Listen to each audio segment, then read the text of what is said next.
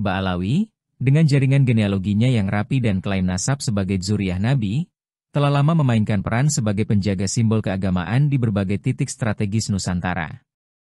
Namun di Tuban, tepat di kompleks makam Sunan Bonang, tokoh Wali Songo yang dikenal bukan sekadar ulama, tetapi intelektual pembaharu, terjadi sebuah fenomena yang memantik tanya, mengapa makam Ba'alawi kini masih hadir di sekitarnya? Apakah ini sekadar kebetulan topografis, atau sebuah strategi perebutan legitimasi kultural melalui lanskap kematian? Sunan Bonang adalah sosok yang melampaui stereotip Dai abad ke-15. Ia seorang pandita pinandita, memadukan teologi Islam dengan filsafat, estetika, dan simbolisme lokal. Karya-karyanya dalam suluk dan tembang Jawa bukan hanya mengajarkan syariat, tetapi juga membangun laku, etika dan spiritualitas yang membumi di hati masyarakat. Arsitektur makamnya menyimpan pesan visual yang subtil. Pada dinding luar terdapat pahatan pohon kalpataru, simbol kosmik dalam tradisi Jawa Hindu-Buddha, yang diadaptasi sebagai ikon universal kehidupan dan kesejahteraan. Dalam rasa Jawa, ini adalah simbol teposeliro dan toleransi, sebuah pernyataan bahwa Islam yang ia bawa tidak menghapus, tetapi merangkul peradaban yang sudah ada. Disinilah tarik-menarik narasi dimulai. Kalpataru Sunan Bonang merepresentasikan wajah Islam Nusantara yang harmonis, moderat, dan egaliter, Islam yang tidak mengklaim kebenaran tunggal dengan menghapus memori kolektif lokal.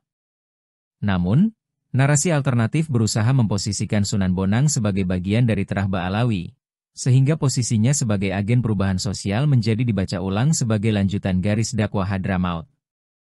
Strategi ini menyentuh akar legitimasi. Jika Bonang adalah Ba'alawi, maka peran intelektual dan sosialnya menjadi milik satu jaringan keluarga, bukan milik ekosistem multikultural Jawa. Masifnya pemakaman Ba'alawi di sekitar Sunan Bonang menciptakan efek psikologis dan historis yang tidak remeh. Lanskap makam menjadi teks yang dibaca masyarakat awam. Lihatlah, para zuriyah Nabi pun mengakui dan mengambil berkah dari titik ini. Di sini, legitimasi kultural dibangun bukan lewat perdebatan akademik, tetapi melalui teks batu, pusara, dan ritual haul.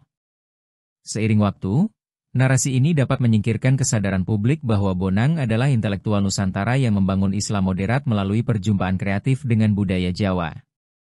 Dalam tradisi Jawa, makam bukan sekadar tempat peristirahatan terakhir, tetapi panggung memori Candi Ingrasa yang terus memproduksi makna. Perebutan ruang di sekeliling makam Bonang adalah perebutan makna itu sendiri. Ba'alawi memahami betul bahwa di tanah Jawa, pengaruh spiritual seringkali tumbuh dari pusara yang ramai diziarahi. Maka, siapa yang menempatkan diri di lanskap itu, otomatis menjadi bagian dari rantai otoritas spiritual.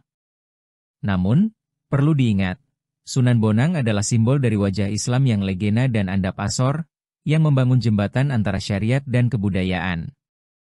Jika narasi genealogis tunggal menguasai tafsir sejarahnya, berisiko kehilangan pelajaran berharga dari pendekatan kulturalnya, pendekatan yang berhasil memeluk perbedaan, bukan menaklukkannya. Perebutan legitimasi kultural ini bukan sekadar perebutan nama, tetapi perebutan arah memori kolektif Islam Nusantara. Dan di titik inilah, sejarah tidak hanya ditulis oleh pemenang, tetapi juga oleh mereka yang pandai menanam batu nisan di tempat yang tepat. Kalpataru pada dinding makam Bonang seolah berbisik dalam bahasa simbol.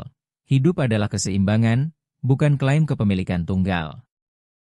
Mungkin pesan itulah yang paling perlu diingat, di tengah arus narasi yang ingin menempatkan Bonang sebagai milik eksklusif satu garis darah.